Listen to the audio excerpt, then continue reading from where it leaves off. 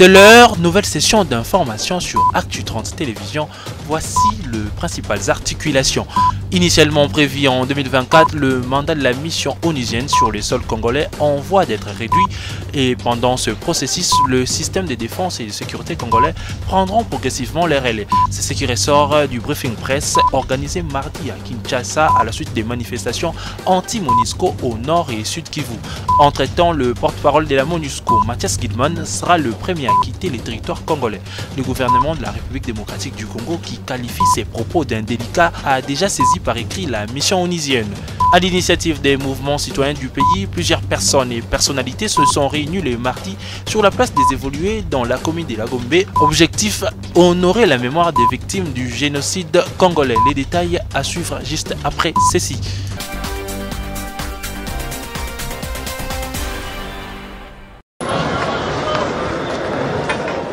L'RDC se prépare à accueillir les travaux préparatoires de la 26e conférence des partis sur le changement climatique qui aura lieu du 5 au 7 septembre 2022 à Yangambi dans la province de la Chopo. À ce sujet, le Premier ministre Sama Lukonde, accompagné de quelques membres de son gouvernement, ont visité mardi 2 août 2 barges rénovées au port de la SNTP, devant servir des logements flottants à plusieurs scientifiques invités aux travaux de Yangambi. Tout d'abord, je vais revenir sur l'engagement de son Excellence Monsieur le Président de la République, Félix Antoine Tshisekedi Tshilombo, de faire de la République démocratique du Congo un pays solution dans le cadre de l'environnement.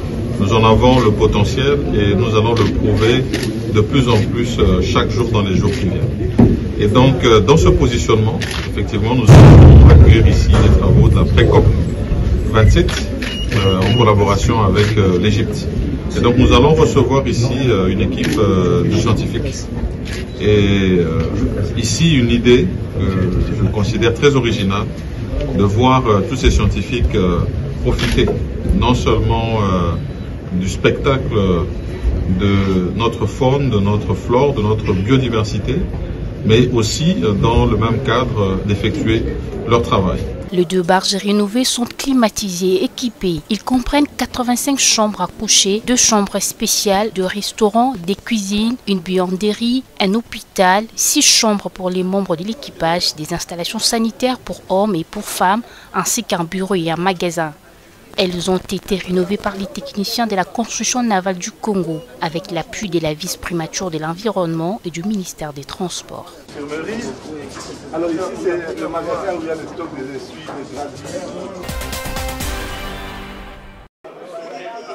Encore un nouvel exercice des redevabilités du gouvernement de la RDC envers la population. Au devant de la scène de ces briefings presse, 3 membres du gouvernement dont le ministre de la Communication, de l'Industrie et celui des Affaires sociales et humanitaires. Invité comme membre de la délégation gouvernementale dépêchée dans l'est du pays après les violentes manifestations anti-MONUSCO, le ministre de l'Industrie, Julien Paluku, a indiqué la volonté du gouvernement à arriver au raccourcissement du délai du départ de la mission onusienne du Congo-Kinshasa, initialement prévue en 2024. Et donc cette réunion d'hier a résolu de convoquer très rapidement ces cadres pour réévaluer effectivement ce plan de retrait, de manière, cette fois-ci, et là je donne les détails, à raccourcir les délais qui avaient été initialement convenus. Parce que si les délais étaient de X temps, eh bien, le délai qui va être rediscuté va être de X-1 ou -2 ou -3. C'est selon qu'on va se convenir sur la manière dont le délai sera fixé pour répondre aux attentes de la population, mais également pour rencontrer la déclaration du porte-parole de la MONUSCO qui lui-même a indiqué qu'on était en difficulté de devoir affronter les questions de sécurité. Pour ce qui est de la situation sécuritaire de l'après-MONUSCO, l'ancien gouverneur du Nord Kivu, tout en relativisant, s'est voulu aussi rassurant. Donc on ne doit pas croire que lorsque la mission des Nations Unies sortira de la RDC, ça sera la fin de la République démocratique du Congo. Elle est arrivée en 1999. La RDC existait aussi, vous voulez, les Zaïre, j'étais là. Donc les Zaïre n'a jamais disparu. Entre le départ de la mission de 61 et l'arrivée de la mission de 99. Donc on ne peut pas tout de suite affirmer que lorsqu'elle va partir, ce sera la catastrophe, ce sera le chaos.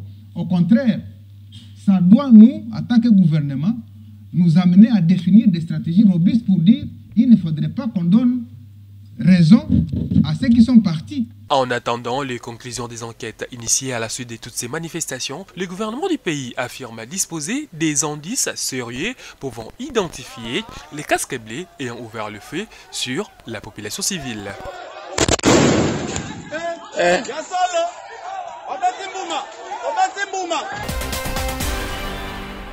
Sa participation aux travaux. Le porte-parole de la mission onusienne en République démocratique du Congo, Mathias Gilman, a invité à quitter les territoires congolais dans un bref délai. Pour ce faire, le gouvernement de la République a, via le ministère des Affaires étrangères, saisi par écrit en date du 28 juillet dernier la MONUSCO pour exiger l'expulsion de son porte-parole. D'après cette correspondance, les tensions observées actuellement entre les casques bleus et la population civile dans la partie est de la RDC sont notamment dues aux déclarations indélicates et inopportunes du porte-parole de cette mission. De ces faits, les pouvoirs de Kinshasa considèrent que la présence de ces fonctionnaires sur les territoires nationaux n'est pas de nature à favoriser un climat de confiance mutuelle et de sérénité si indispensable entre les institutions congolaises et la MONUSCO en vue du meilleur accomplissement du mandat confié à cette dernière par les conseils de sécurité des Nations Unies. Rappelons qu'au cours d'une conférence de presse, Mathias Gilman avait affirmé que la MONUSCO et les FARDC disposent des moyens limités pour faire face à plusieurs fronts, notamment celui des ADF à Beni, au Nord Kivu et en Ituri, des propos que le peuple et les gouvernements n'ont pas à digérer. Commémoration par récidé, le parti politique Engagement pour la citoyenneté et le développement de la journée du génocide congolais, célébrée le mardi 2 août au siège de ces partis dans la commune de Kasavubu, d'où l'essence même de la messe d'action de grâce circonstancielle dite à mémoire des victimes de ces nombreux crimes, à laquelle ont assisté plusieurs militants du dit parti politique aux côtés de quelques invités et activistes des différentes structures de la société civile. Dans son homélie, l'officiant du jour a invité les Congolais à plus d'engagement dans la lutte pour la paix et la sécurité en République démocratique du Congo. Au-delà de cette messe de requiem, l'ECD, parti politique de Martin Fayoulou, a initié une pétition laquelle a pour but de demander aux Nations Unies l'application de l'une des conclusions du rapport Mapping relative à la mise en place d'un tribunal pénal international pour la République démocratique du Congo. Les Congolaises et les Congolais sont en train d'être tués simplement parce que Dieu leur a donné un pays extrêmement riche en minéraux et en ressources naturelles. Nous commémorons cette journée de génocide congolais, Génocoste, pour dire au monde entier et dire à l'organisation qui gère le monde, les Nations Unies, il faut que justice soit faite aux Congolais. Il faut qu'il y ait réparation. S'il n'y a pas de justice, ça va continuer. Et c'est pour cela nous faisons signer cette pétition pour demander au secrétaire général des Nations Unies qu'il est plus urgent qu'on puisse établir un tribunal pénal international pour la RDC. Pour les partis SID, la célébration de cette journée du génocide congolais n'est pas un fait du hasard, sinon tiré des conclusions du double congrès de ces partis en décembre 2015 et en juillet 2022. Nous avons respecté nos statuts. Ici, vous avez appris beaucoup de choses, que le génocide, par définition, n'est pas seulement mort d'homme. Il y a plusieurs conditionnalités qui rentrent en ligne de compte, qui prouvent à suffisance que le Congo est en train de subir un génocide, et ça depuis une belle lurette. Et voilà pourquoi vous avez vu les pétitions, ou la pétition qui est aujourd'hui initiée, qui respecte aussi les résolutions de notre Congrès, pour faire en sorte que les Congolais signes et que nous ramenions cela au niveau de l'Assemblée générale des Nations Unies pour dire au monde entier que les Congolais veulent avoir un tribunal qui puisse permettre que tout ce qui est écrit et les gens qui sont incriminés ou cités dans le rapport mapping que nous voulons le déterminer, c'est-à-dire l'exhumation, que tous les gens qui sont cités puissent répondre devant la justice. En expression de leur attachement aux âmes de tous les compatriotes victimes du génocide en RDC, Souley, complaisant et complice de la communauté internationale et des puissances du monde, l'assistance s'est dotée de bougies allumées et de ballons d'air à titre symbolique.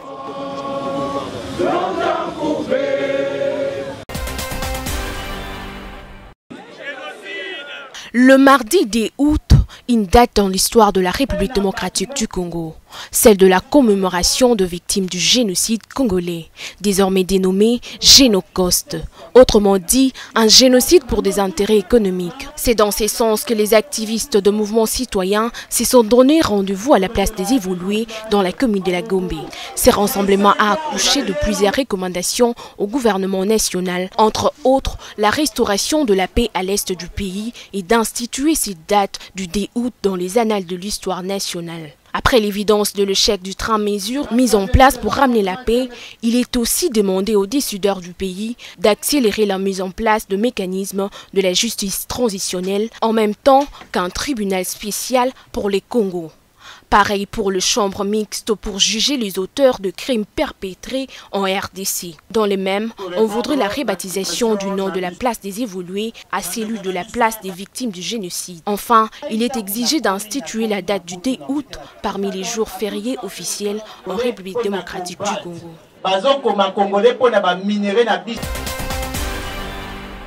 À cette manifestation de la place des Évolués, plusieurs personnalités ont pris part au rassemblement organisé par les mouvements citoyens le mardi 10 août pour commémorer les victimes du génocide congolais. Le ministre des Droits humains, ministre de la Culture, Arts et Patrimoine, quelques ministres provinciaux, des députés nationaux et des artistes.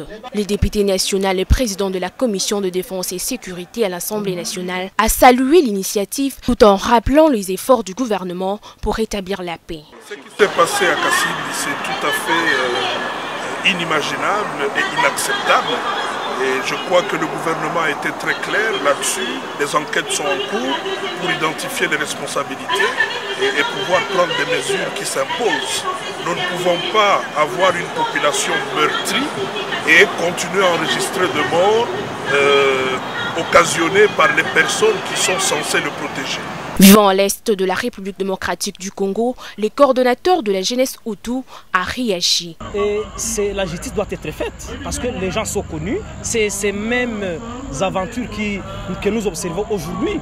Cet AFDEL a mis au monde RCD, cet AFDEL a mis au monde NDP, cet AFDEL, c'est CNDP a mis au monde le M23. Et le M23 aujourd'hui qui est en train de tuer nos familles. Séjournant à RDC et présent à cette manifestation, l'artiste musicien de renommée internationale Youssoufa Tabou a donné de la voix. Au courant de ce génocide, mais même moi-même, à mon grand âge et avec le degré d'enseignement que j'ai, il me manque encore des éléments sur ce génocide parce que c'est un génocide qui reste encore flou, qui reste encore en partie inexpliqué ou sous-transmis, en tout cas mal rapporté aujourd'hui. C'est aussi pour ça qu'il y a des manifestations comme le Génocoste, parce que le Génocoste est une initiative, parce que l'initiative en amont elle n'existe pas. Peu, trop peu, tu vois. Et donc c'est pour ça qu'on doit se remémorer, je vais reprendre les mots que j'ai dit tout à l'heure lors de mon discours devant tout le monde. Notre mémoire c'est notre identité. Moment fort émotion, le temps d'allumer les bougies à la fin de soirée, un geste symbolique destiné à honorer les victimes de ces génocides.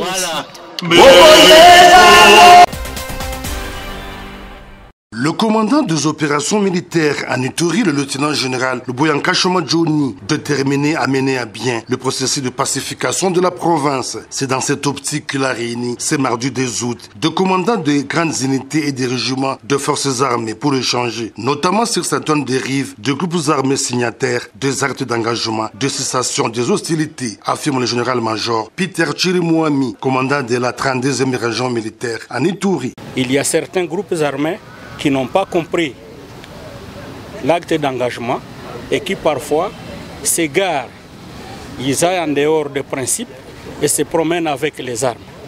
L'autorité a voulu tirer l'attention des commandants que cet acte d'engagement n'est pas un libertinage, qu'il ne faudrait pas que les groupes armés se promènent comme ils veulent, ils doivent se conformer à la règle. Le troisième élément qui est aussi essentiel, l'autorité a insisté beaucoup sur les tracasseries militaires et il a beaucoup mis les points sur la discipline. Il faudrait qu'on se conforme à la règle, conformément au règlement militaire. Et tout égarement est punissable.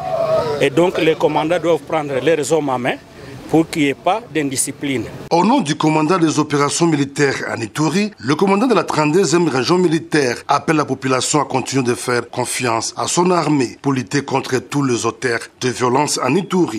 Tout message que nous donnons toujours à la population, c'est les rassurer qu'il y a une armée qui est là, qui veut à leur protection conformément à nos missions régaliennes. Nous avons donc comme mission la défense de l'intégrité du territoire et les frontières, aussi la protection de la population et leurs biens. Et donc, le commandant des opérations a mis à notre disposition tous les moyens nécessaires pour protéger notre population et sécuriser nos frontières. Par ailleurs, il convient de signaler que le gouverneur militaire de l'Ituri a donné des instructions claires à ses commandants de grandes unités et de régiments pour mettre fin à la tracasserie de la population sur certains axes routiers, mais aussi s'approprier les programmes de DRCS s'inscrivant dans la vision du chef de l'État congolais, Félix Antoine Tshisekedi Tshilombo, celle de pacifier l'Est de la RDC.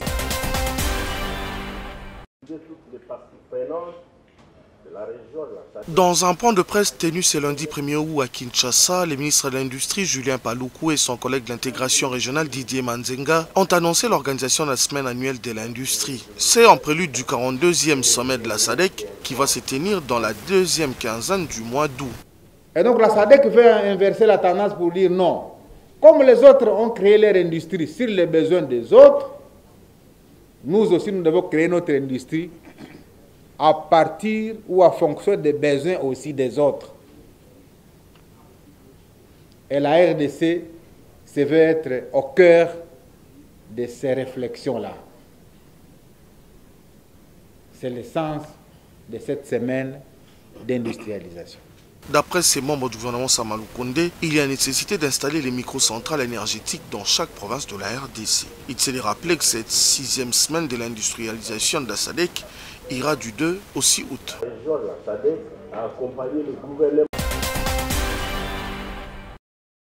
Les entrepôts officiels sont remplis de maïs de la récolte de l'année passée. Le gouvernement provincial manque de plus en plus d'espace pour stocker le maïs récolté cette année et que remboursent les agriculteurs bénéficiaires de la subvention de l'exécutif provincial. C'est le cas ici dans l'ancien gouvernorat. 14 000 sacs de 50 kg de maïs s'entassent en plein air et d'autres dans un bâtiment d'à côté qui sert de dépôt provisoire. Le gouverneur Jacques Abouakatoé a visité les stocks aux côtés de son vice-gouverneur Jean-Claude Kamfa Kimimba. Il a suivi les explications de son ministre provincial de l'Agriculture, Joseph Kayumba, sur l'opération de remboursement de la part de maïs par les bénéficiaires de la subvention gouvernementale, opération encore à ses débuts. Jacques Abouakatoé se félicite de la concrétisation de la politique agricole qu'il a mise en place et qui porte des fruits depuis bientôt 3 ans. Nous sommes satisfaits et nous cherchons même d'autres endroits où les entreposer, ce qui ne se faisait pas avant. Et donc ça suppose que, ça montre que la population a compris l'appel du chef de l'État sur l'autosuffisance alimentaire,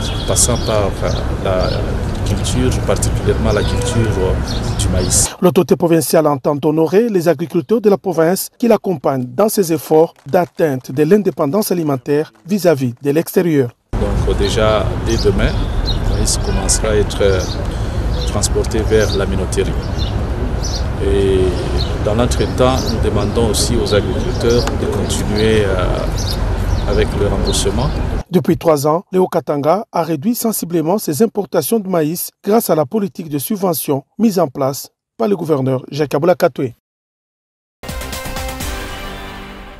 Dans l'optique de faire l'état des lieux des maternités de la ville pour la gratuité des accouchements voulue par le chef de l'État, la ministre provinciale de la Santé, Lisa Nimbalimba, a effectué une descente dans quelques établissements sanitaires. En effet, dans la vision de la couverture santé universelle, prônée par le chef de l'État et prise à bras le corps par son Excellence Jean-Tini Ngobila Mbaka, gouverneur de la ville de Kinshasa, elle a supervisé les travaux des chantiers qu'elle a initiés dans quelques formations sanitaires de la ville de Kinshasa et est descendue faire l'état des lieux des maternités pour la gratuité des accouchements. Des sites ont été visités pour évaluer l'avancement des travaux dans les chantiers initiés par la ministre provinciale de la Santé publique, Hygiène et Prévention. À l'hôpital général de référence de Kitambo, Lisa Nembalimba a visité la réhabilitation et la modernisation du laboratoire, l'installation du centre de dialyse et la construction d'un funérarium moderne. À la clinique quinoise, elle a visité la réhabilitation et la modernisation du laboratoire, du service d'imagerie médicale, de la maternité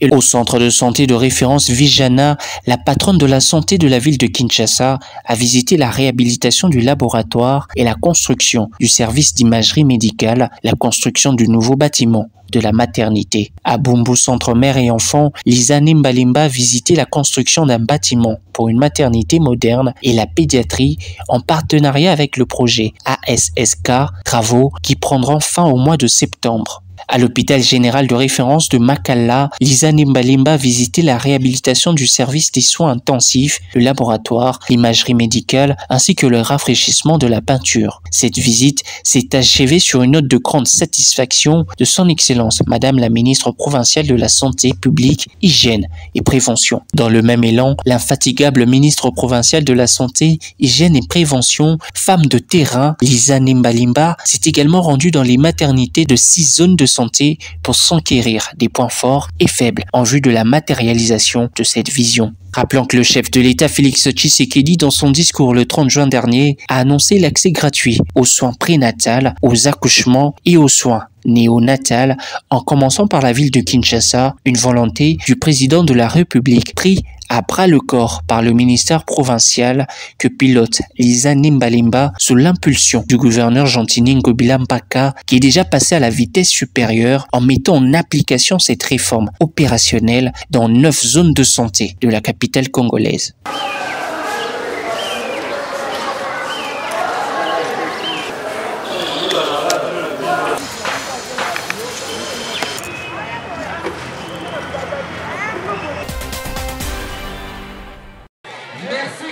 Quartier Congo, nous sommes dans la commune d'Engalima, district de Lukunga à Kinshasa. Ici, au-delà de la précarité, il y a également le phénomène Kuluna qui bat à foison. Deux groupes en conflit, le Brésilien et les Américains, y sèment l'insécurité. Voilà la raison de la descente de Wivin Mouleka dans cette partie de la capitale congolaise le lundi 1er août à l'occasion de la journée de parents. Une réponse aux cris d'alarme des habitants. Cette personnalité de l'Union sacrée, accompagnée du député national Jean-Marie Lukulassi, a sensibilisé ce jeune à abandonner les mauvaises pratiques. Sans qu'il y ait développement exaté, sans qu'il y ait sécurité et causalité, les représentants Bokotana processus il y a changement. Pourquoi abandonner Makambona ya la violence, Makambona ya la machette, Makambona ya entre deux camps, brésiliens contre américains. De son côté, le député Jean-Marie Lukulassi, élu de la Funa, connu pour sa lutte contre la délinquance juvénile, a invité ces jeunes à s'enregistrer à sa structure pour une sortie à la violence. Soit soit l'État a s'occupé de la bino. Nous avons 500 jeunes, 500 jeunes. Dans 500 jeunes, on reçoit. Les gens ont pendant 2600 ans. On a fait ça avant nous, on a fait assurance maladie. D'ailleurs, tout ça, il m'a bien mis. Dans le mois on a foutu nous. On a fait que maman, on se peut machette, pardon. Les gangs ont ainsi fumé les calumets de la paix à la satisfaction des habitants du quartier Congo.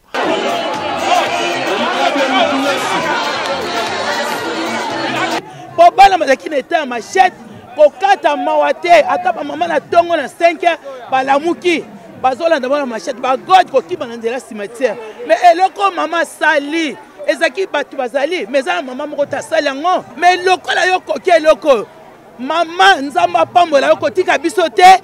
La campagne d'enregistrement au G24 de Jean-Marie Lukulasi prendra 15 jours, soit du 1er au 15 août prochain. Les repas étaient également offerts par Wivin Moleka au groupe des Kuluna, désormais réconciliés.